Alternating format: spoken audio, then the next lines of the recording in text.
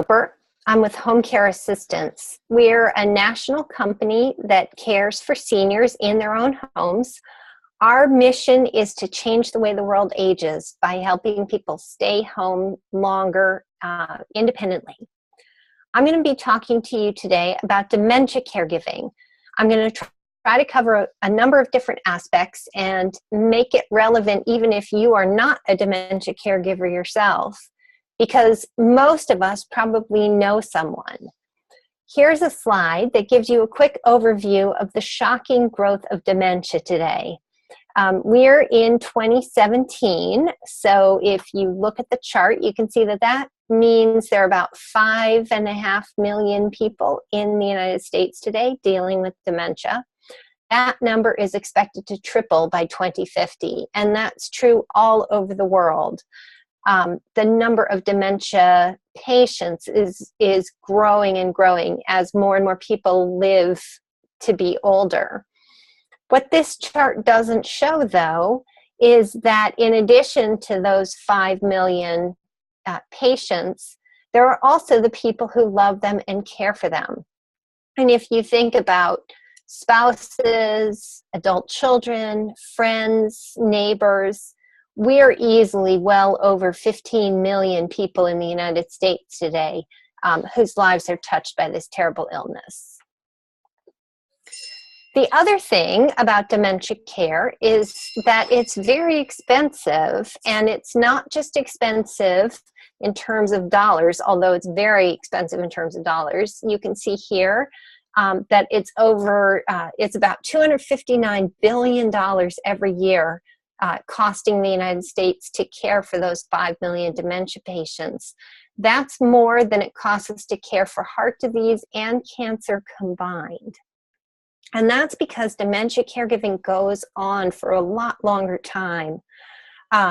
We did a survey of family caregivers, and what we found is that a dementia caregiver is much more likely to be caring for someone over a long period of time, over 5 years in many cases. So there's a huge toll both in terms of dollar cost and in terms of emotional cost. I'm going to talk through a few more things that we found in our survey. One is, again, just highlighting the emotional cost of dementia caregiving, that people who are looking after a loved one with dementia are 7 times more likely to experience daily physical, emotional, and mental exhaustion. That's caregiver burnout. We also see that dementia caregivers are more likely to experience stress, and I'll talk about that in the next slide. One thing that's interesting about sources of stress is that the source of stress for dementia caregiving is different between men and women. This is a little snapshot from our infographic that goes into more detail on the results of the survey. You can see the entire thing at our website, homecareassistance.com. What's interesting here is that for women, the most stressful thing about dementia caregiving is watching their loved one decline. And for men, the most stressful thing about caregiving is balancing their caregiving responsibilities with all the other things that they have to do. I've circled here for you so you can see the gender difference in the results between struggling to balance activities and watching the loved one decline. So keep this in mind as we go through and talk about ways that you can support people you know and you love as they care for their loved ones with dementia. This is going to get a little bit more technical, so bear with me. There's a very interesting difference between dementia caregiving and other aspects of family caregiving, and it has to do with the stages of grieving. This is the traditional 5 stages of grief. I think probably a lot of people on this call are familiar with denial, anger, bargaining, depression, and acceptance. The stages of grief you would go through if, for instance, you lost a loved one to a heart attack. But dementia caregiving looks really different.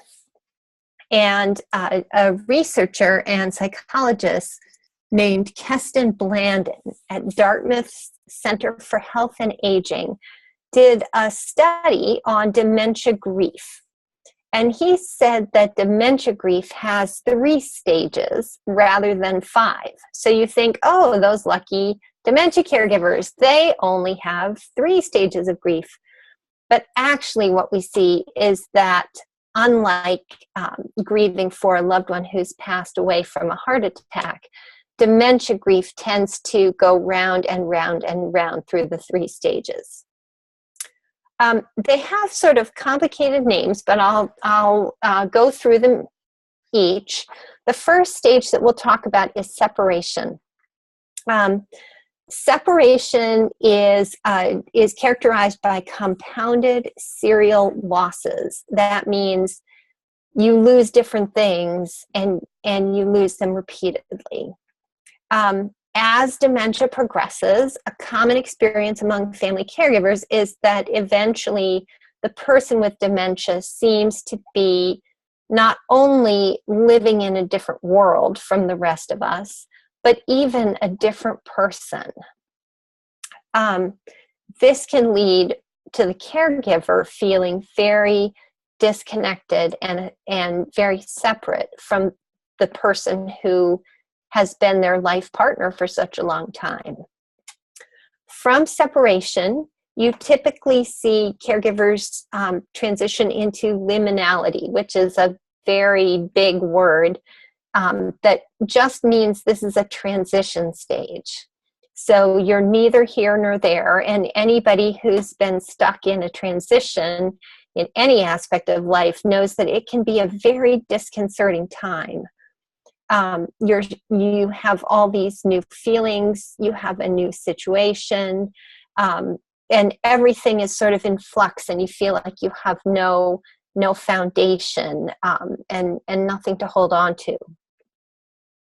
Hopefully, with love and support from the community, the caregiver will eventually re-emerge.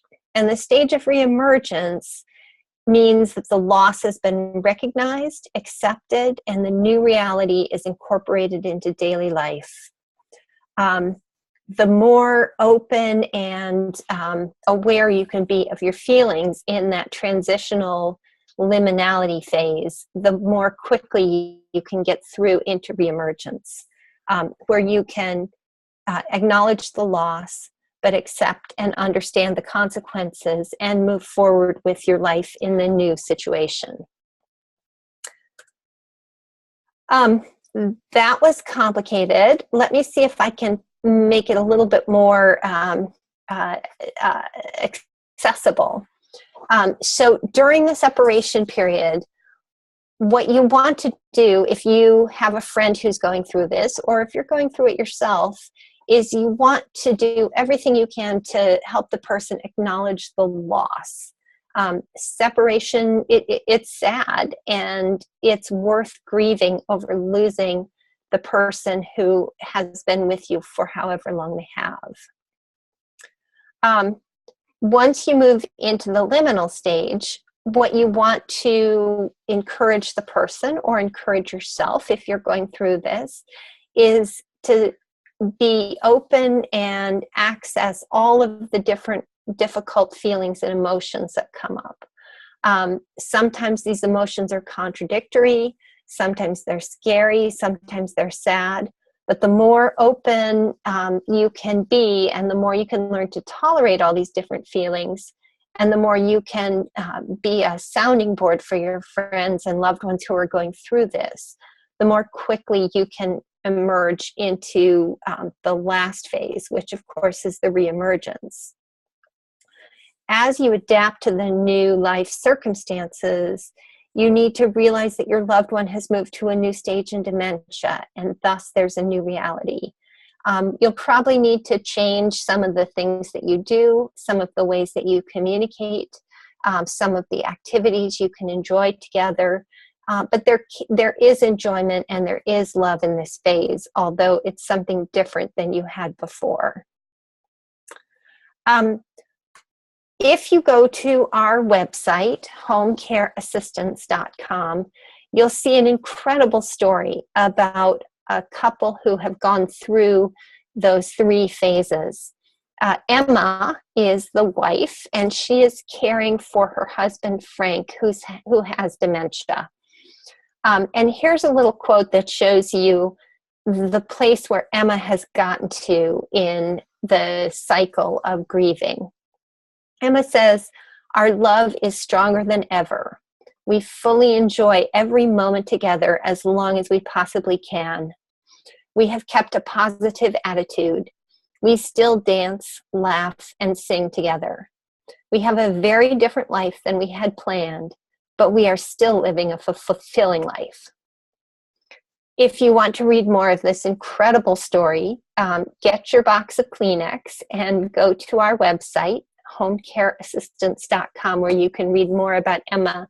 She's one of the recipients of our Respite Caregiving grant. We've partnered with Move for Minds, which is Maria Shriver's foundation, focusing on Alzheimer's and Alzheimer's caregivers. And we're offering people grants that will pay for respite care so that they can go take care of themselves. One key to caring for someone with dementia is to let go of perfection. Many of us, particularly when it comes to caregiving, are trying to do the best we can and wanting to do the best we can and not wanting to make any mistakes. But because most of us have never cared for someone with dementia before it hits our families, we just really don't know. So while you need to learn from your mistakes, you also need to learn to forgive yourself and lower your standards from perfect to good enough. Good enough is all you need, and if you can get to good enough, hooray, celebrate. Another thing that many caregivers do is plan everything out.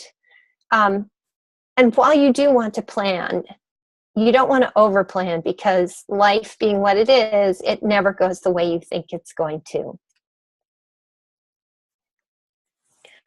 As you're going through dementia caregiving, it's really important to have a source of hope, optimism, and self-care. And we've identified 5 important self-care practices. The first one is pretty simple, and it's just breathing. If you can focus on your breath for even just a few minutes a day, it can be a real source of relaxation and stress reduction. So you sit quietly, you breathe in and out, and do that for even 5 minutes, and you'll be amazed at the difference it makes in your life. Similarly, some sort of gratitude practice, whether this is journaling, whether it's prayer, some way to focus on the good things in life is really important in keeping your perspective during this difficult time. Number 3 is connect to others.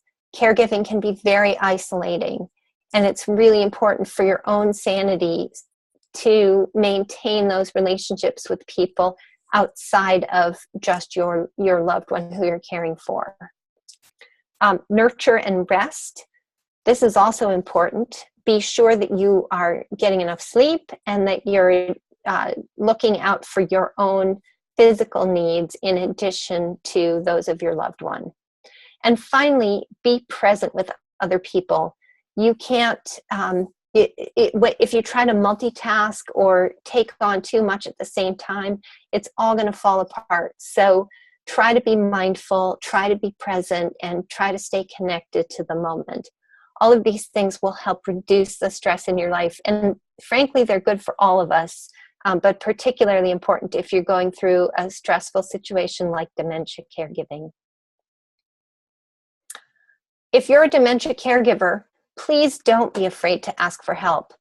There are official resources like support groups Some of them happen in the physical world, and that's a nice way to get out of the house. But there are also online support groups where you can turn to people going through exactly what you're going through and do it from your home so that you don't need to leave your loved one. But if you do need to leave, and you probably will, there are plenty of respite care options.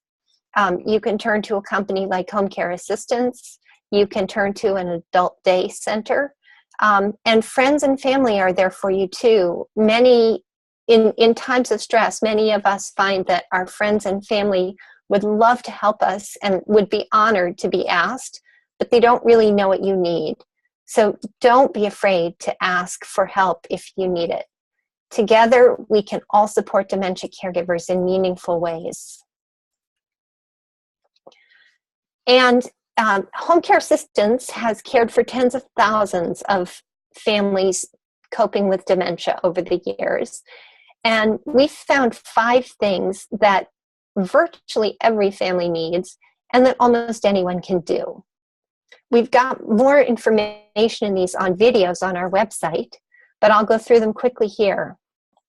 The first one is call. Pick up the phone and call your friend who is caregiving. We talked about how important it is to stay connected to the world. And a telephone is a very easy way to do that because they don't have to be embarrassed about the state of their house. If it's not a convenient time, they don't feel like they've caused you trouble. The thing to be careful of, though, is when you call to be a sounding board and a sympathetic ear and a shoulder to cry on. But please don't offer judgment, and even don't offer advice. People don't really want advice. What they want is a shoulder. Another thing that is a wonderful way to help a friend who's caring for someone with dementia is to bring the outside world in. It's sometimes hard for people to get out. So if there's a new restaurant in your neighborhood and everyone's talking about it, see if they'll deliver a meal to the family. If there's a new movie out, see if you can get it on DVD, or help your friends sign up for Hulu or Netflix so that they can stream the new movies and TV shows and feel like they're connected to the social culture. Another really important thing is to encourage your friend to care for him or herself. We talked about how important that is and how difficult it can be. So invite your friend to do things with you. If you have a shared interest, go along with them. It can be as simple as a walk around the block. It can be as elaborate as a day at a spa. If it's your brother, he might love to go to a local sports bar and watch the game. So help the caregiver make that time to have a chance to recharge his or her batteries by promoting self-care. Another thing is sharing a meal. I'm sure we all know that sometimes it's tough to get motivated to cook healthy, nutritious food, even if you're not caring for someone. Life comes up and it's a hassle and it's hard to get to the grocery store. Imagine how much tougher that is for someone who's got a loved one with dementia. If you're cooking for your family and can make a double batch, put it in a disposable container and bring it to your friend who's caregiving. That could be incredibly welcome and a great way to make sure that the caregiver and the person with dementia are getting adequate nutrition to keep their body strong and healthy. Just be sure that you do put it in a disposable container or one that you don't want back. You don't want to add to their stress by making them keep track of your heirloom bowl or anything like that. Finally, particularly if the caregiver is a male, help him out by taking over some menial tasks, whether that's raking leaves, bringing the garbage out to the curb on the appropriate day, taking the car in to get the oil changed. All those little things can add up to a lot of time, and by helping your friend and relieving him of the burden of doing those, you're going to be relieving his stress. I want to stress that respite care is available. This is our contact information for home care assistance. You can see our phone number, which is 866-454-8346. We have offices all over the country. So if you or someone else needs care, let us know. If you want to, you can apply for a Respite Care grant. This is something, as I mentioned, we're doing with Maria Shriver. The URL for that is homecareassistance.com/move4minds. And you'll find a place where you can tell us your story and share with us why you need a little help. Finally, I've put my name and my contact information on the screen there. I'm happy to do whatever I can to support you if you're going through this with your loved one. And with that, I will open the floor for questions. All right, everyone, if you have any questions, please go ahead and type it in the chat box, and I'll read them aloud. Diane, I saw you had a comment that said research about the value of singing music. Did you want to expand on that, or was that just a comment?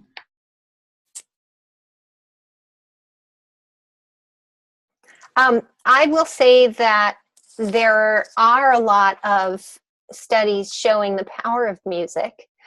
I've experienced this myself when I've heard an old song and immediately get taken back to high school days. People say that playing songs from the person with dementia's past can be incredibly soothing, because you take them back to a time and place that they can remember and where they feel comfortable. Because, of course, the first things to go are the short-term memories and the recent memories. And those old memories triggered by the music are still present there for a lot longer. So that's a great idea.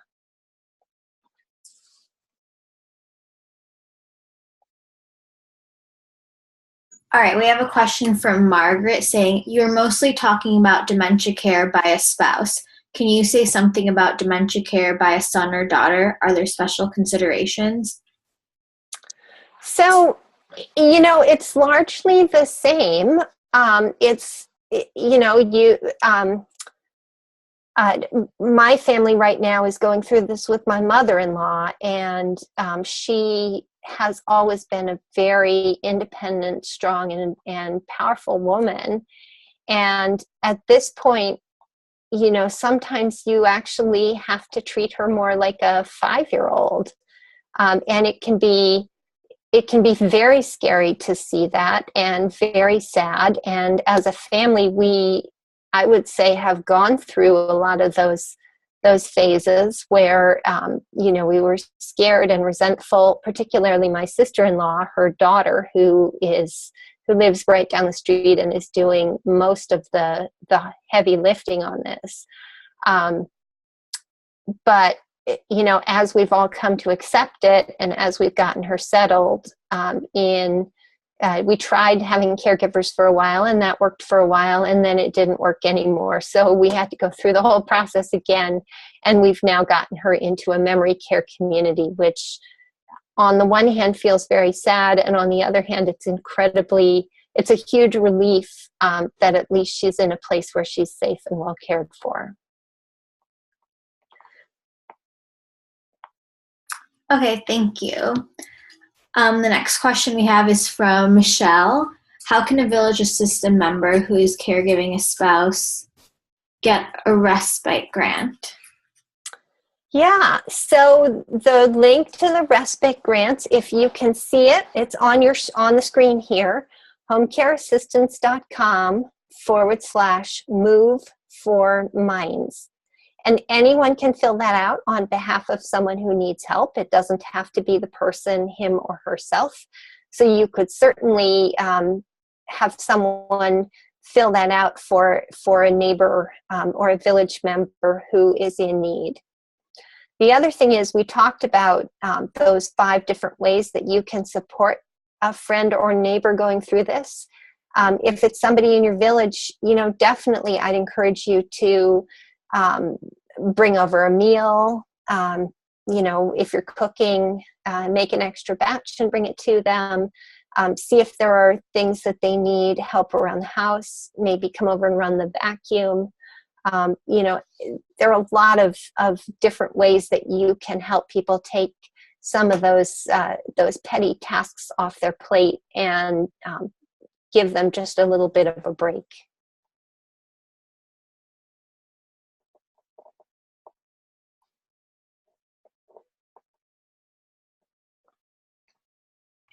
All right, thank you. The next question we have is,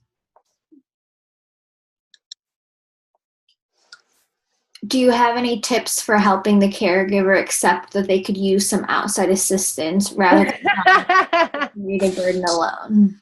Yeah, what I would do is I would not ask permission. I would show up one day with a meal in a Tupperware container and come in, and if the day that the garbage people come, show up in the morning with that night's dinner and roll the garbage cans out to the street corner and run the vacuum over the floor, and just let your friend sit for a while with a cup of coffee and read the newspaper. I think once people experience that, they start to feel a little bit better about maybe they could ask someone for help. The other thing is, encourage them to ask for just little things. It doesn't have to be, cancel all your plans and come do some major thing. But even setting up like a Caring Bridge or another one of the shared calendars where you could sign up to bring people dinner or sign up to come over and do some of these household chores. Don't ask for permission, just show up and do it. And the person may end up feeling like she's a little more open to having people help. Okay, thank you.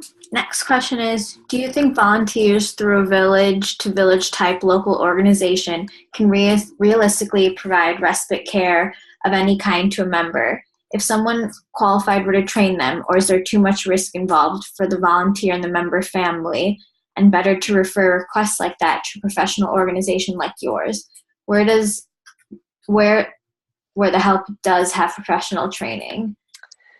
Sorry. Yeah, so that's an interesting question. There are a bunch of different aspects to the answer, right? There's the whole legal liability situation, which I'm not a lawyer, so I can't really answer that. I don't know if offering to actually stay with the loved one while the caregiver leaves would open the association to liability that you don't want to accept. I think in this case, it really depends on the relationship that the person has with the respite caregiver. If it's a relative or a very dear friend of many years, they might feel better about it, both the person coming and staying with the loved one and the person leaving the loved one home. It can be very difficult and challenging to be with someone with dementia. The definition of dementia is that they behave in ways that are not rational. And so you do need to have a little bit of training in things like redirecting people, a little bit of experience so that you know what you're getting into before you offer to take this on. Okay, thank you. The next question is kind of addressed. Are there resources available for the caregiver to help understand how best to help the person with dementia? As the dementia progresses, how does the caregiver support that person? What to expect as dementia progresses? There are a lot of really good resources. What I would do is, do a Google search. There's a company called caring.com that has a lot of great content about dementia as well as other aspects of caregiving. The Alzheimer's Association has a website with lots of information on it. There are some people who offer training programs that you might be able to find out about it. I would also reach out to some of the local resources, check in with your local area agency on aging, or that might be something that a village would be able to do a really great job on, is just having a list of local resources for people who can provide you with some of this information in your local community. Great, thank you. Next question is from Debbie. She says, my mom lives alone in her house. How do you deal with a parent who refuses to admit that she needs any kind of help? So we just went through this, interestingly. I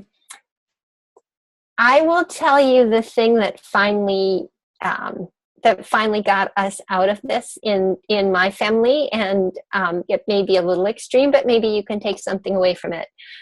My mother-in-law has vascular dementia, and she was living alone in her house where she had raised her family for many years, and all of us kids were just sick watching her living alone in this house. However, it's an old house. She and my father-in-law, when he was still living, built it back in the 1950s. And over the years, especially in recent years, a lot of maintenance hadn't been attended to as diligently.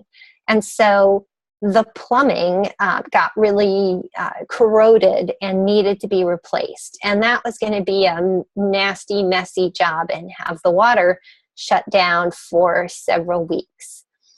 So we used that as a way to get my mother-in-law to actually move in with my sister-in-law, where she would have somebody around.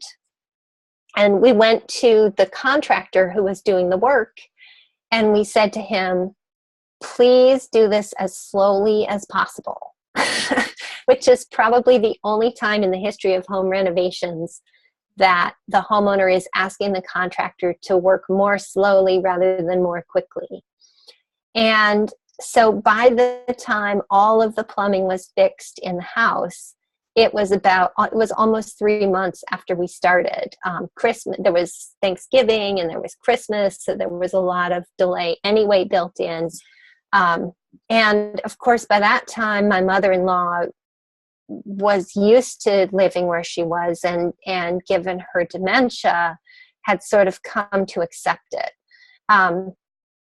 We also, when she moved in with my sister-in-law, we introduced her to my sister-in-law's housekeeper, who was there to help my sister-in-law, not to help my mother-in-law, but there to help Becky. And of course, the housekeeper was a professional caregiver who we hired to look out for my mother-in-law. So it was a little bit of, a trick, but we were just at our wits' end. And when these things started happening, we used that as the excuse to make some of the changes that my mother-in-law wasn't thrilled with. It still comes up. They live in Florida, and when the hurricane happened, there were a number of people who moved into this senior community where she is now on a respite basis, to be out of their houses as the hurricane came through. And then, of course, once the hurricane was done and things got cleaned up again, they moved back home to wherever they came from. And so she said to my sister-in-law, when was she going to move back home after the hurricane? And of course she wasn't. So we still have things like that come up, and I wish I had all the answers and could tell you exactly what to do. And I'm making mistakes right along with everybody else. Great, thank you. We have a question from Margaret. Margaret, where can you go for training on dealing with dementia patients as a volunteer? You know, that's a really good question, and I don't have the answer to that right away, but if you can see on the screen my email address, if you send me in an email and include your contact information and also where physically you are in the United States, I will see what I can find for you. Okay, great. Thank you. You kind of answered this before. I don't know if you have anything to add, but Lori asked, as a village, we want to help members with dementia and caregivers. How do you encourage a caregiver to reach out? There's resistance to help. Also, how do you help volunteers to understand what to do when they have no experience with dementia? Sure. So honestly, the best thing that a volunteer can do is to help the caregiver with all of these little day-to-day tasks so that he or she can focus on just the person with dementia and also on their own self-care. So things like taking the car in to get the oil changed, that is something that you can pretty much guarantee somebody caring for a loved one with dementia is not going to get around to. Things like bringing meals, things like tidying up around the house. All of those are things that where you need no special training at all and can really make a difference. And there are a lot of these web calendars. I don't know if that's something that you have as a village network already set up, but that might be a really good idea. And then you could use it for somebody caring for someone with dementia, but also people who have other medical needs and need some help with from their friends and neighbors. But I would focus on those things that don't require additional training. They're still really helpful. Okay, another question from Margaret. Is there professional licensing for caregivers? There is. It varies from state to state exactly what the requirements are, but just about every state has a few things that a caregiver needs to do. And certainly if you're running an agency, there are licensing and compliance things that an agency needs to do. That's one very good reason to hire through an agency rather than posting an ad on Craigslist or something like that, because you don't necessarily get somebody with all of the appropriate credentials. Okay, thank you. We don't have any more questions at the time, but if anyone has any last minute questions, please feel free to type them in the chat box. Katie, we did have a question from Jennifer. If they'll be able to see the slideshow, are you able to email it to me to share with them? Absolutely. I can send that out to you as soon as we get off. Okay, great.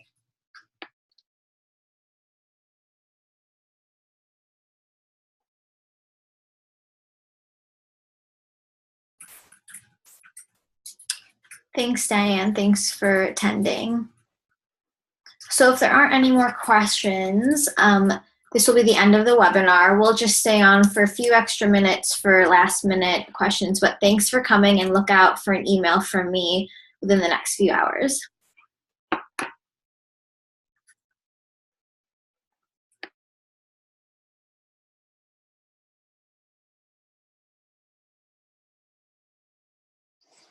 Okay. All right, thank you everyone for attending. Thank you, Katie. Thank you, and I'll send this over to you. Okay, great. Bye-bye. Bye-bye.